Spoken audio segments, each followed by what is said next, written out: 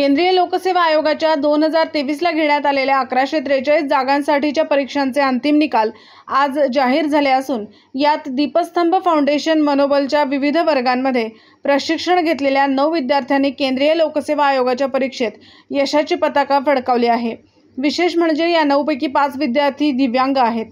यशस्वी विद्यार्थ्यांमध्ये फरहान जमादार Kolhapur AIR 191, Ayush Agarwal Mathura Uttar Pradesh AIR 341, Pravin Singh चरण Ajmer Rajasthan AIR 532, Priyanka Mohite Yeola AIR 595, Suresh Borkar Nagpur AIR 658, Pritesh Baviskar कासोदा Jalgaon AIR 767, Parth Chavda Junagadh AIR 932, श्रवण देशमुख सातारा AIR 976, भानु शर्मा कल्याण AIR 1014 यांचा समावेश आहे।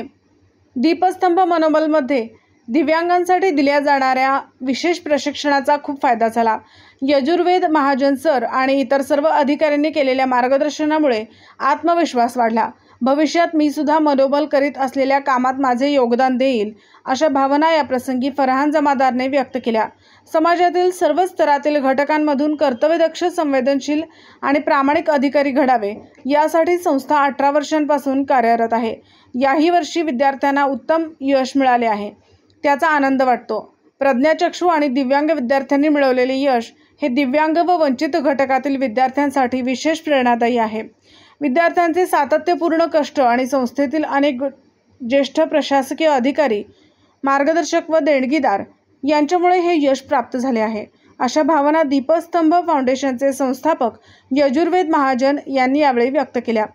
या विद्यार्थ्यांना राजेश पाटील IAS, वैभव Nimbalkar IPS, Mayur Suryavanshi IPS, Dheeraj More IRS, Yajurveda Mahajan विभाग प्रमुख मिलिंद उषा रामकृष्ण यांच्यासोबत 11 अधिकाऱ्यांच्या टीमने मार्गदर्शन केले।